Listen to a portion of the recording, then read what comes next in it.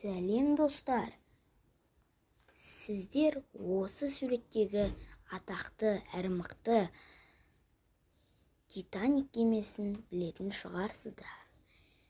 Ал мен бүгін сіздерге осы Титаник кемесі неге айсбергке соғылып суға батқан туралы айтып беретін боламын.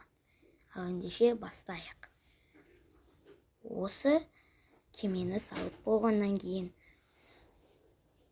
Титаникті шығарған адам келіп айтыпты: бұл кеме тарихтағы ең күшті кеме. Бұны батыруға ешкімнің күші жетпейді, тіпті Құдайдың да, депті.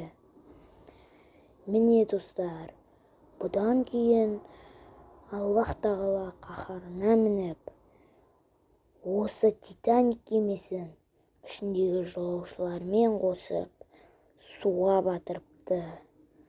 Сондықтан достар, Құдай қаласа деп сөйлеңіздер. Ла иляха иллаллах Мұхаммед Расулаллах. Аллахтан басқа Құдай жоқ, Мұхаммед оның елшісі. Достар, егер де менің осы видеом ұнаса, лайк басып, арнама тіркеліп, және де комментарий қалдырып кетіңіздер. Әлі жүздесеміз.